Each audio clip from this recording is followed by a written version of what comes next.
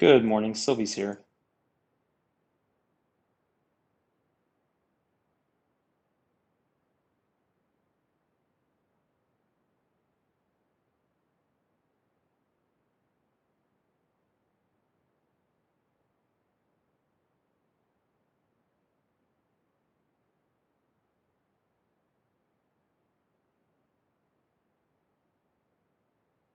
Kenny's here.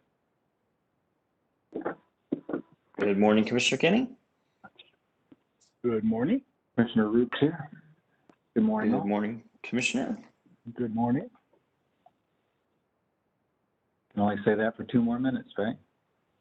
That's right. Then it's good afternoon. I mean, one of us could be out west. You never know. Being virtual and all. It's true.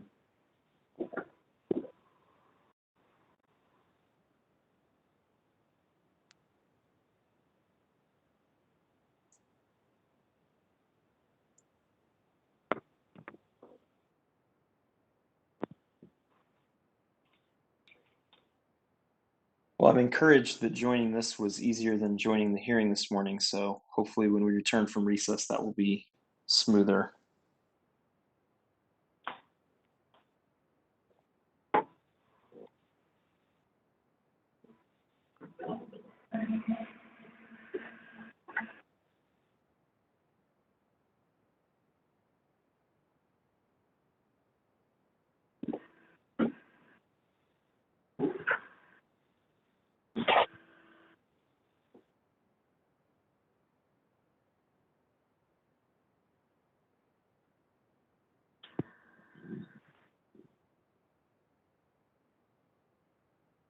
Is Commissioner Coleman or Holzman on?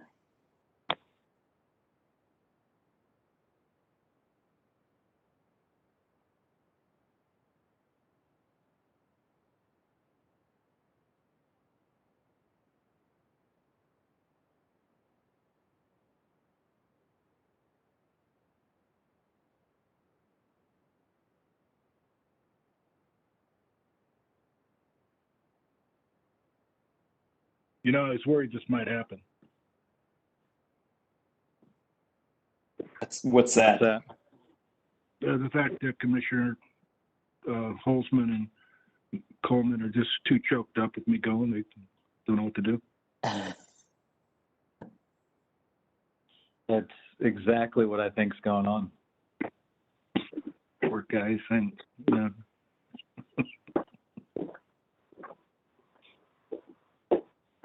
My wife is graduating in a month with her counseling degree and is a mental health therapist now. And so she's been helping me through my grief process, Bill. oh, that's so sweet. I'm so glad you have someone to help you, Scott. Yeah, You know, she's been hang in there, very. It'll be okay. Thank you. I appreciate it. Hey, Commissioner Root, I was thinking earlier on the Greenbelt deal. Was that your first year when we had that first case came up on Greenbelt Express? I think it might have been my second year. Let's stop and think. Because I came in 14 in April. Somewhere, I thought it was close. Oh, because no, it was that first year. Yeah, it was. It was the first year. Yeah, you're right, Bill. Yeah, that's a long case, isn't it? A long case. Yeah. I just remember you getting called out in a public hearing. Oh, for yawning, yeah.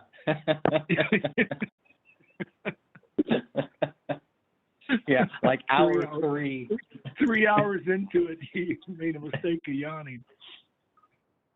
Yikes.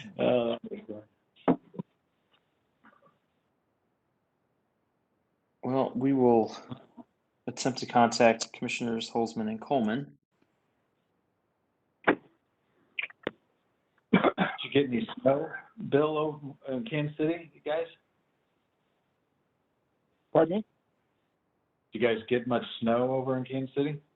No, yesterday morning we got about, not even an inch. It snowed for a while, but it didn't get below 32, so my fruit trees are all looking good. That's good. Yeah, it snowed down in Jeff yesterday morning as well, but it was gone by afternoon.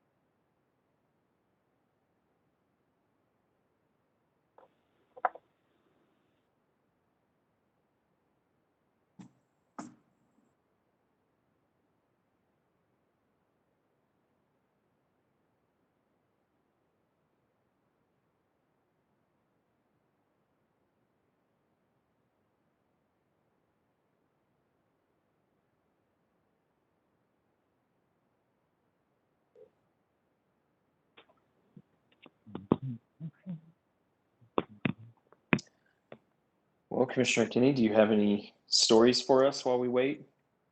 That's one of my favorite things. See, I can tell you one. Yeah, this goes way, way back.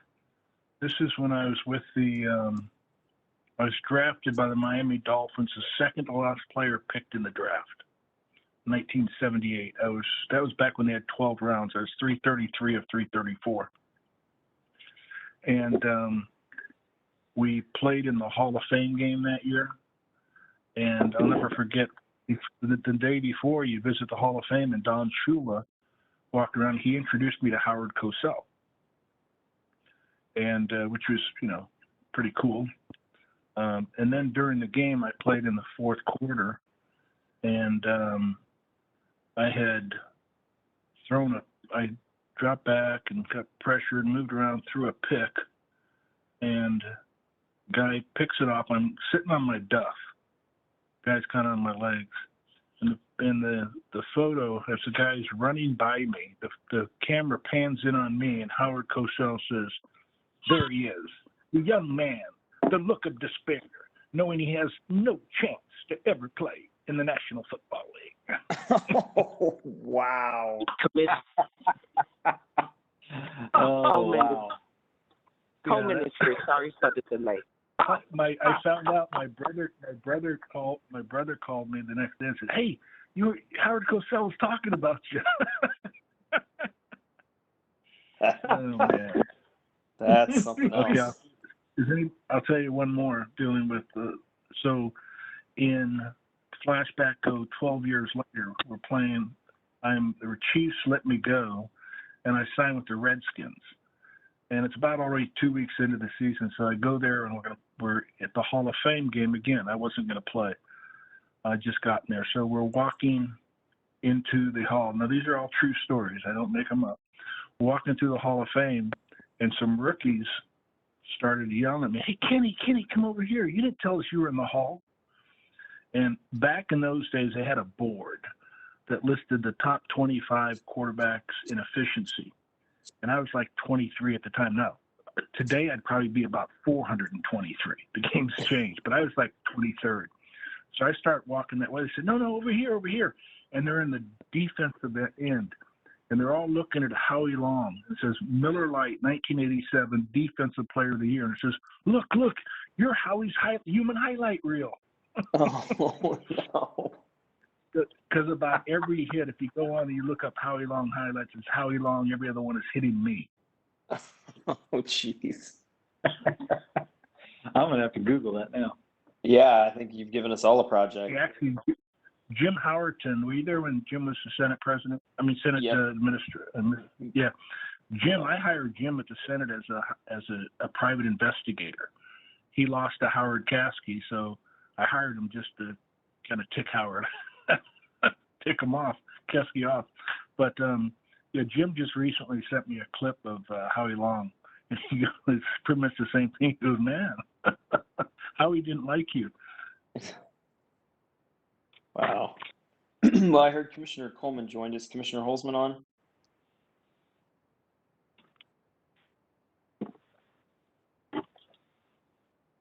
Well, say we give him a couple more minutes and go about our business. I will reach out to him again. This noon thing threw us out big time, I guess. But Is what- I'm always happy to hear more stories from Bill Kenny. Well, that's right. I'm running out of them. I'm getting old. I forget them. 53 seconds into the Howie Long highlight reel on YouTube is you getting pummeled.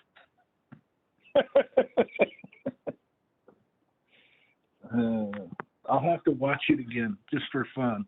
It still hurts. That I bet it does.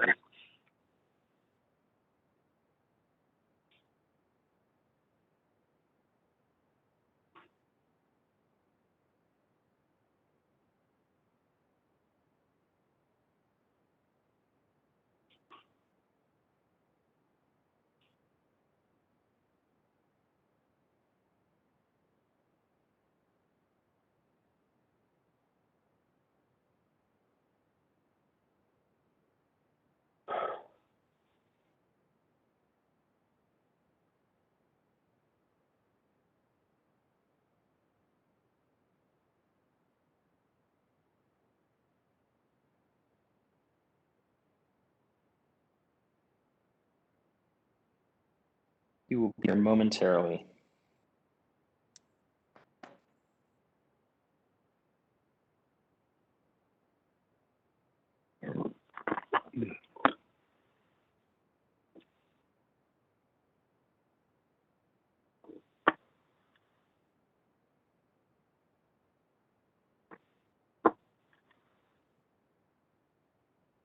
Holden's here. All right, we are all in attendance. We will go ahead and call the agenda meeting to order. Due to COVID-19, we will continue adjusting agendas via WebEx for the foreseeable future. I ask those participating on the call, please mute unless you need to speak. First order of business is to approve the open minutes from April 14th. You all have seen those. Are there any additions or corrections? Hearing none, all those in favor of approving the open minutes from April 14th, say aye. Aye. Aye. Aye. Those minutes are approved 5-0. You'll recall we also had closed minutes that day, April 14th. Are there any additions or corrections to the closed minutes? Hearing none, all those in favor of approving the closed minutes from April 14th, say aye. Aye. Aye. Those minutes are also approved 5-0. We have 3 tariffs and new orders, one brief other discussion from Judge Woodruff, a presentation from MISO, and that's it. So we will go ahead and get into it. First up is file number EO 2021-0021. This is in the matter of Union Electric Company, DBA Ameren Missouri's 2020 utility resource filing pursuant to 20 CSR 4240-Chapter 22. So this order denies the late filed application to intervene of Armada Power LLC in Ameren's IRP docket. The deadline to intervene was last October, and Armada, which offers software that connects the two water heaters for utility customers, filed an application to intervene and provide testimony on March 30th, the day before the March 31st deadline for written comments. Armada states that it did not know that it would be entering the Missouri market until January. Ameren opposed the application to intervene and argues that Armada is interested in selling its products versus serving the public interest. So this order denies Armada's application to intervene out of time. I do think that the commission can later identify for special contemporary issues consideration various software options for demand response, but I don't think that Armada demonstrated good cause or public interest to be allowed for intervention out of time, especially since this docket would allow access to confidential information in the IRP file, and it's possible that their interest is commercially motivated. So with that, I would support this order as drafted version 2. Commissioner Kinney? I'm supporting the order. Commissioner Roop? Yeah, I struggled with this one. Yeah, I typically have not had a problem allowing people to, to come in. And I do think that they have a unique proposition that's something that's not being done now. But I do believe that if we deny their entry, then they still would have the ability under the special contemporary issues, which we could bring that up. So I will support the order, but do want to make it known that this should be something we should look at in a special contemporary issues for the utilities. Thank you. I agree. I think there's other places that fit better. So thank you for that. Commissioner Coleman?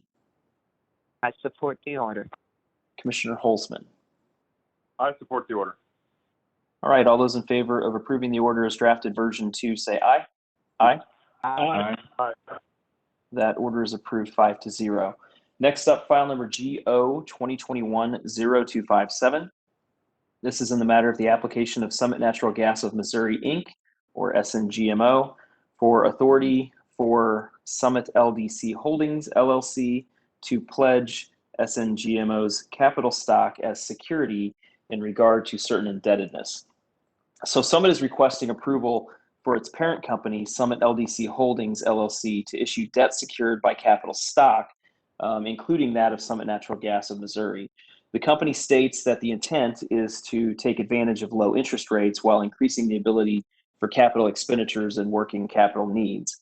This application requests $100 million in additional indebtedness. Staff has reviewed the request and recommended that it be approved subject to certain conditions. And I support this order version 2. Commissioner Kinney? I support the order. Commissioner Roop? I am supporting as well. Commissioner Coleman? I support the order. And Commissioner Holzman? I support the order. All right, all those in favor of approving the order as drafted version 2 say aye. Aye. Aye. That order is now approved 5-0. Final order of the day is file number WA 2021-0116. This is in the matter of Missouri American Water Company for a certificate of convenience and necessity, authorizing it to install, own, acquire, construct, operate, control, manage, and maintain a water system in an area of Stone County, Missouri, which is the Table Rock Estates subdivision. So Missouri American was previously granted a CCN to provide water service at Table Rock Estates. As part of the commission order, the company was directed to file tariff sheets that show the rates and the service area for the new service area. The company filed those tariff sheets and requested them be allowed to go into effect on April 30th, which is the day they plan to close on the transaction. An order was issued directing responses to the tariff sheets and the motion for expedited treatment, as well as for staff to file its recommendation. Staff did file a recommendation, and they recommended that the tariff sheets be allowed to go into effect as the company has requested. No other responses were received, so this order grants that request for expedited treatment and authorizes the tariff sheets to go into effect on April 30th. I support this order version 2. Commissioner Kinney? I am going to support the order. Commissioner Roop? I am supporting. Commissioner Coleman? I support the order. And Commissioner Holzman? I support the order. All right, all those in favor of approving the order as drafted version 2 say aye. Aye. Aye. That order is approved 5-0. That concludes reports and orders. Today, we do have first up on other discussion, Judge Woodruff. This is for the opening of closed agenda minutes. That's correct. Last week at the closed agenda session, you all approved the awarding of a contract. the contract has since actually been awarded, and under the Sunshine Law, the closed minutes are to be made open. So in effect, the closed minutes that you just approved a few minutes ago would be made open if you approve. All right. Is there any objection to approving the opening of the closed minutes? All right. Hearing none, I will make a motion to open those closed minutes. Is there a second? Roop will second. Seconded by Commissioner Roop. Any discussion? All right. Hearing none, all those in favor of approving the motion to open the closed minutes, say aye. Aye. Aye. That motion is approved 5-0. Thank you, Judge. Thank you.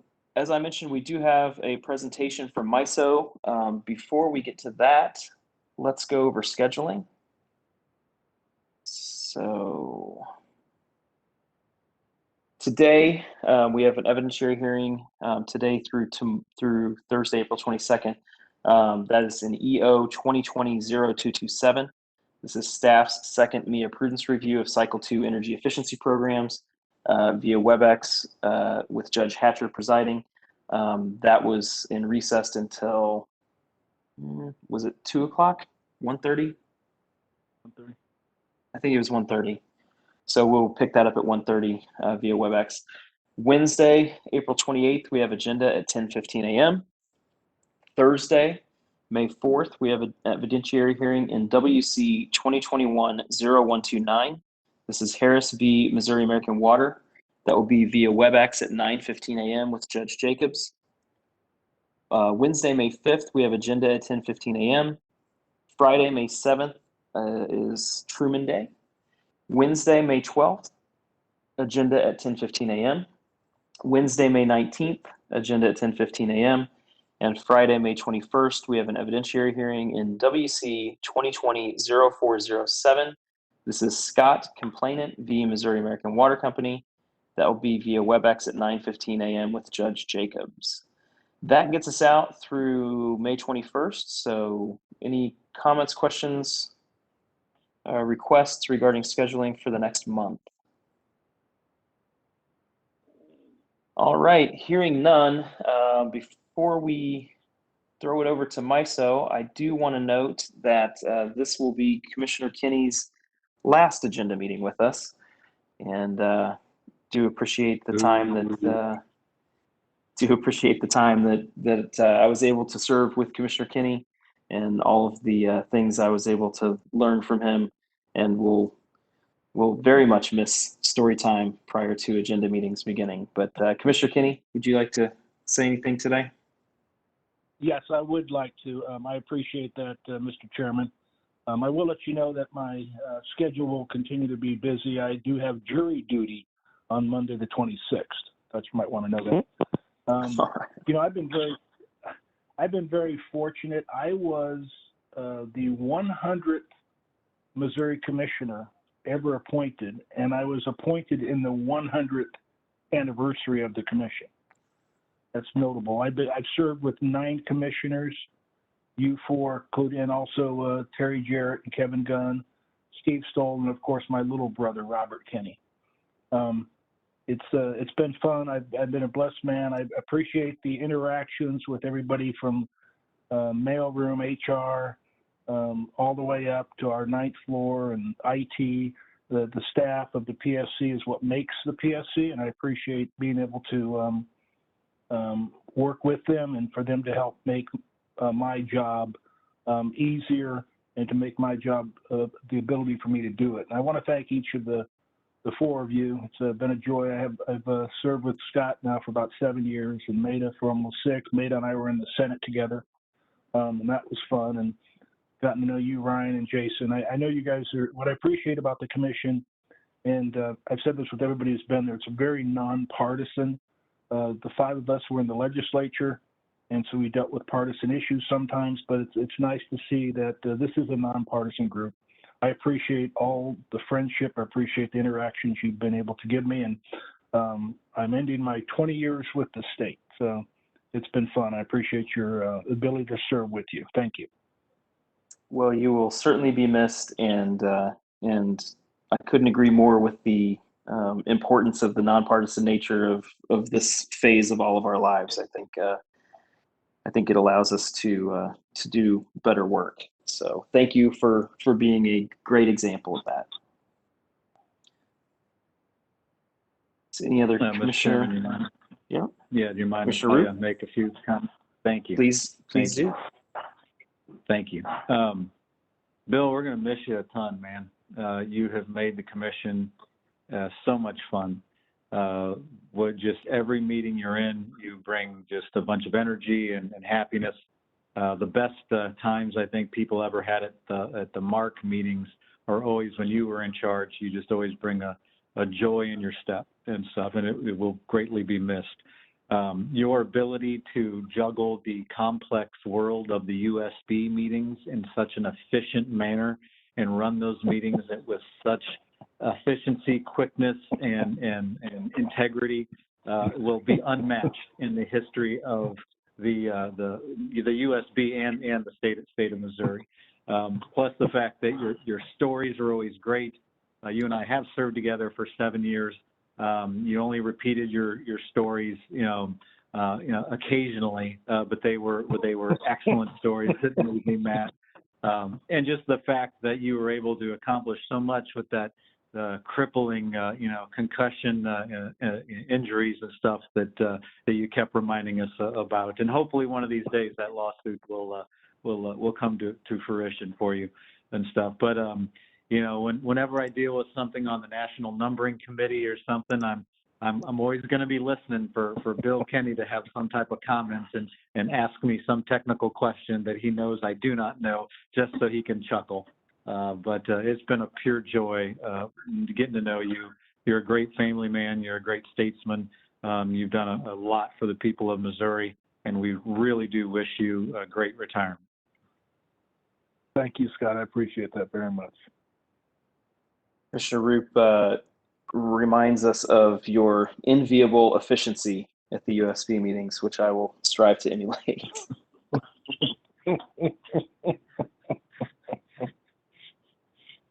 So I can only reiterate everything that both commissioners, the commissioner and Chairman Sylvie, has said this morning about you, Bill.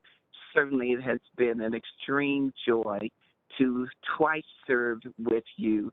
As you noted, you were the majority floor leader when I came into the Senate.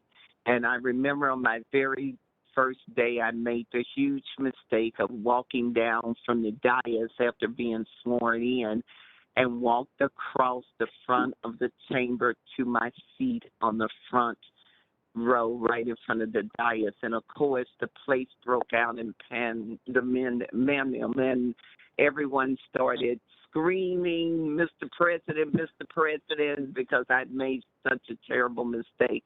But I froze like a deer in headlights and didn't know what to do. And Bill was kind enough to walk up from the rear of the chamber and take my hand and lead me to my seat. So he rescued me from the very first day I met him. It has been an extreme joy. We will miss you because no one will be there to fill your big shoes because they're big.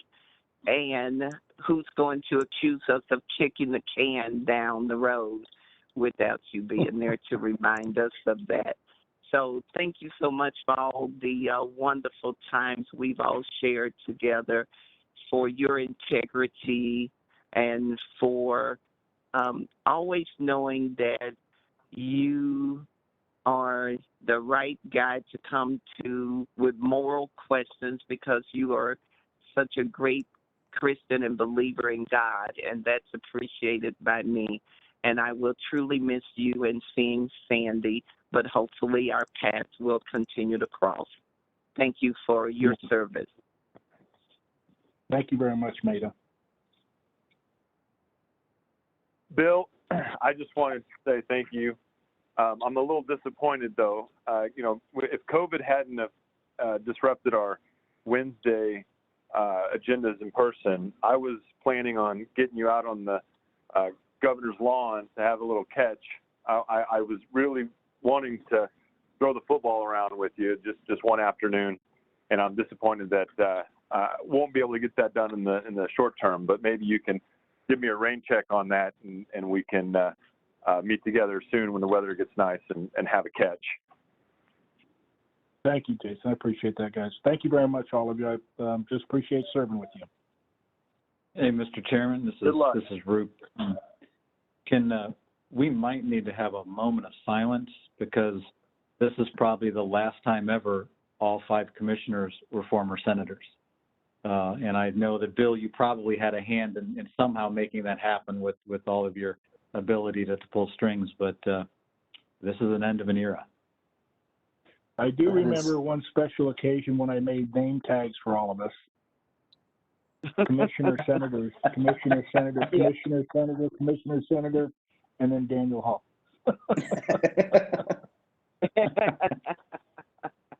I still have my name tag. All right. Well, we do have one more piece of business today. Melissa Seymour from MISO has been waiting patiently to give us some information about the cold weather event, which I'm looking forward to. Commissioner Kinney, are you going to be sticking around for a MISO briefing? Melissa, is Melissa here? I am here and I've been listening. Hey, Melissa, I wanted to say it's been enjoyable spending time with you at NARUC. And I think in those events, you've been great with MISO, but I've heard you talk before and I'm not interested in hearing what you have to say. I understand, and I don't blame you. Go enjoy retirement. I wouldn't want to hear it anyway either. So if I were you, I would go enjoy retirement. Okay, I'm going to do it. I'll see you guys. Bye. All right. Thank you, Commissioner Kinney. All right, Melissa, take it away, please. All right. Will do. So I'm going to share it's just a really brief presentation because sometimes some visuals are helpful, I think, when we go through this. But I appreciate the opportunity today to talk about the cold weather event that occurred in February. So, it's funny today. I feel like we're out of the woods in winter, and I was looking out my window this morning at 3.5 inches of snow, and it's now coming down in buckets out my window. So apparently, no, late April, we still have winter. So I want to dive in and just talk about what we saw in the winter and sort of how reliability was impacted. I know a lot of folks have been hearing about Texas. And are kind of curious at how the MISO footprint, how resilient we were during the event. So this is just an update on that. So that Arctic weather event that occurred the week of February 14th was really among the most extreme weather events that has occurred in the South. We had multiple days in sub-freezing temperatures and double-digit snowfall, topped with significant ice accumulation. It made for really an unprecedented event. Everyone responsible for delivering reliable power, so all the RTOs, the transmission owners, generators, your utilities, co-ops, and munis had the same goal, really, was to avoid a catastrophic scenario where communities are without access to electricity when they need it the most. One of the primary values of being in an RTO is when an emergency does exist, we maximize the use of the transmission system and including the generation and transmission that our members make available to us. And so MISO, like its member utilities, wants to avoid disrupting that power. And load shed is a last resort step only taken after other resources have been exhausted. One of the objectives of MISO, including the use of load shed as an option, is to avoid that uncontrolled cascading outage situation that can severely damage equipment and leave customers without power for extended periods of time, possibly even weeks or months. If power is disrupted, our objective is to create conditions with the least impact possible. So MISO and its members did plan and do plan for peak periods. Normally they're in the summer, but we've been planning more for the winter because of some of the events that have occurred over the past few years. The items listed on the right of the slide deck provide a list of activities that were performed by MISO and its members in preparation for the February event. So we conducted a winter readiness workshop with our members. We also, right before the event, the week before the event, issued informational advisories and a cold weather alert just to let folks know that we saw conditions changing over the next weeks. Our members delayed maintenance and refueling efforts and brought plants actually back into service to contribute every megawatt possible to the effort. And we extended the runtime for the resources to avoid starting and stopping them in cold temperatures and confirmed generator and transmission outages. So these are some of the steps that we took even prior to the event to make sure that we were ready. But during the event, one of the things that we experienced a lot of, and this is pretty typical of these types of winter weather events, is extreme numbers of unplanned outages. So our total outages hit a peak of approximately 60 gigawatts on February 17th. You can see from the pie chart on the right, you can see the reasons for the unplanned outages, and probably aren't surprised that 25% were related to fuel. So mostly natural gas wasn't available, or they couldn't get access to gas during the event. 15% were captured as mechanical, and another 15% were because of the weather. Currently, we had a pretty big chunk of the outages, 44%, categorized as other, which usually means that the entity reporting the outage really couldn't find an appropriate code in real time to categorize the outage. I will tell you that after, on a quarterly basis, we do after the fact reporting. Our members do after the fact reporting on outages, and the other category sometimes gets cleared up when they are able to see more codes and put that in more. So we might have more information after the quarterly reporting is done. One other thing that occurred during this event was we had unprecedented flows in and around and across our system. So this slide focuses on the big picture, so the transfers between regions and RTOs in the Eastern Interconnect, and illustrates really how important these interregional transfers are in a time like a February event. So one advantage MISO has in having a large diverse footprint is there are several options to manage power flows and send it where it is needed. So the chart shows key interregional transfers for February 15th through the 17th. It really doesn't show all the neighboring interfaces, just the big ones for illustrative purposes. The flows we saw during the event aren't typical of what you would see on a normal day. So MISO imported a significant amount of energy from PJM, averaging about 10 gigawatts a day. The graph shows our neighbors to the north, Manitoba and Ontario, also exported to MISO together. They totaled on average about 2 gigawatts. And the reason PJM, Manitoba, and Ontario were able to import a significant amount to MISO was because they were not experiencing that extreme weather. MISO markets were also sending about all we could to SPP, up to 5 gigawatts, until we had to throttle back around the morning peak with our own challenges in the MISO South. So this illustrates why you want to be part of a big RTO. In electricity, you never want to be an island. Like ERCOT, you really want to have access to get help from your distant neighbors. So that diversity and reach across our broad footprint is key. And MISO benefited from being at really this crossroads in the middle of the entire Eastern Interconnect.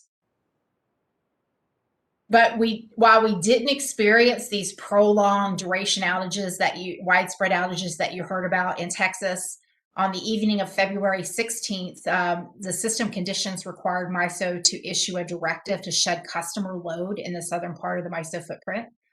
Realizing the stability of the grid was in danger, the MISO operators directed our local balancing authorities in the South to collectively shed 700 megawatts of customer load to avoid widespread cascading outages.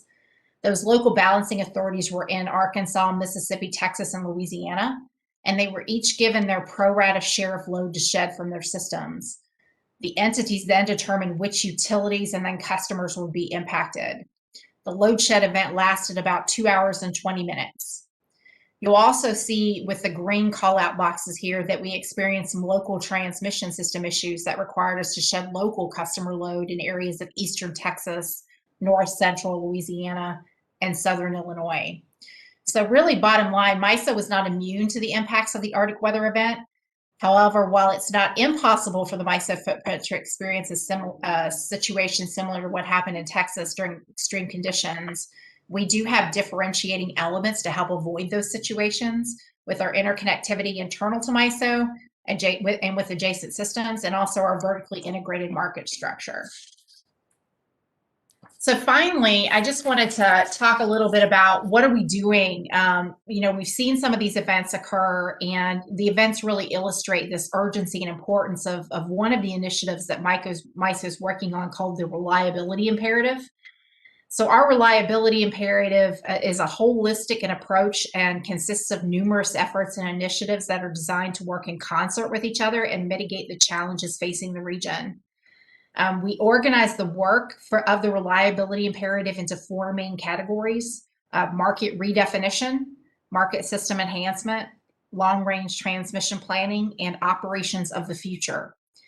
In essence, the need is so great that we must adjust across all of our primary functions to ensure our markets are incenting the needed resources with the right capabilities at the right times, that our market systems are able to meet the increasing complex requirements, that the transmission system is able to support and enable the fleet of the future, and that the needed skills, processes, and technologies exist in our operations to effectively manage the all resource types that will exist in our future portfolio. Some of the more specific items highlighted in the event that is being addressed by the Reliability Imperative include the availability of resources in tight conditions. As you recall by the outage chart, remember we had up to 60 gigawatts of resources offline during the event. So modifications to resource accreditation under market redefinition are being evaluated to improve resource availability. Transmission was also an important component of the story in the event.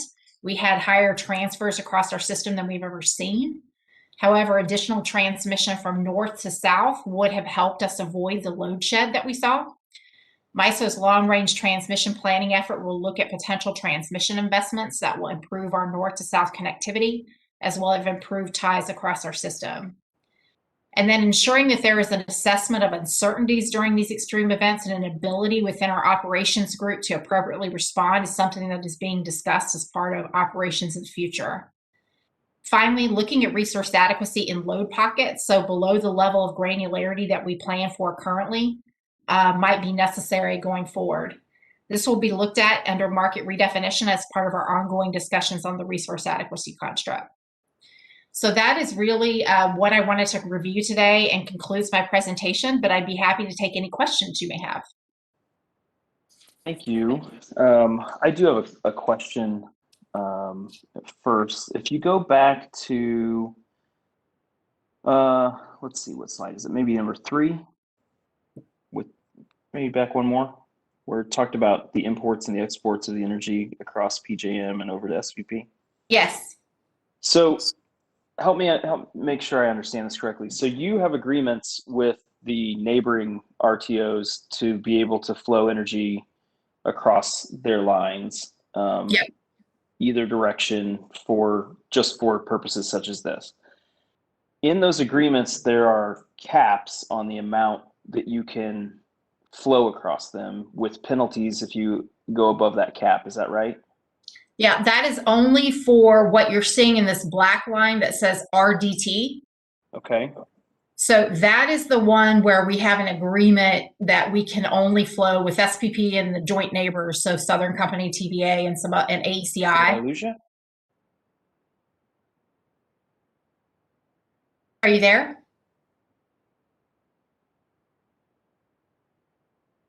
Melissa? Can you hear me? Hello? Yes. Okay, good. I don't know what happened, but I hit mute and unmute again. So hopefully that helps. But I was just mentioning that the RDT is really where we have that limit. And that is the agreement that we have with SPP and the joint parties, which includes, Southern Company, TVA, and AECI. We can flow up to 3,000 megawatts in the north to south direction. And then after that, we're capped. We don't have any more ability to flow above that, according to the settlement agreement that we have. There's no penalties at this time to do that. But they can call for curtailments of the RDT if their systems are in an emergency. But that's really the cap. We don't really have a cap from PJM. It's just how much the system can handle. And how much our, on the north side of our footprint, we have transmission that can go to SPP and how much the system can handle. So that cap is really only on that black line, which is the RDT. I apologize. I actually disconnected and reconnected. But I just wanted to question, when you exceed those caps, I think usually you would think that that's if you're taking more than what the cap would be. Are you going to be imposed penalties for sending more when you exceeded those caps, even though, because you were helping the neighboring RTO in that instance? I know. So yeah, so we aren't, so we don't see a penalty today for exceeding, but we get in a situation where they curtail us at any time. Even though we were helping SPP sometimes at the time, we still have the cap in place, north to south and south to north that you would see. So yeah, we could still see a curtailment of the RDT, or us having to meet, not go above it, even if we were supporting one of the parties that is of the settlement agreement, like SPP. So is that something that might be addressed in a future agreement? Because it seems like if you're helping, that you should not be penalized for exceeding. Yeah, in fact, it's a good question. We are in the middle of negotiating a new agreement right now. And so events like this are very helpful in the negotiations to talk about what new or different modifications we want to the agreement to allow us to do these kinds of things. And so I anticipate, this is a good example of how, if we would have been able to increase the RDT, which we did ask if we could do, by the way, we would have avoided load shed in the southern part of our footprint, and probably, depending on the level, may have been able to help support SVP even more. Okay, well, I appreciate that. I'm glad to hear that, because my guess is that when that was originally designed, no one thought of that scenario. They only thought of taking. That's right. Not giving so much. So that's right.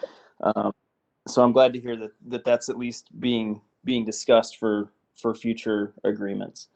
Yep. All right, thank you. I don't have any other questions at this time. Any other commissioners wish to ask questions? Go right ahead. I don't have any questions, but I appreciate you sharing, Melissa. You're welcome. No questions, Mr. Chairman. All right. Well, as always, thank you for presenting, and thank you for indulging us as we bid farewell to our colleague today. So thank you for your patience with that. Always appreciate the information that you all are able to bring to the commission. So thank you. Thanks for having us. With that, commissioners, we have no other business coming before the body. We've taken care of everything else today. So if no one has anything else to say, we will stand adjourned. All right. Thank you, commissioners. We are adjourned. Thank you, Commissioner. Thank you, Mr. Chairman. Good luck, Bill.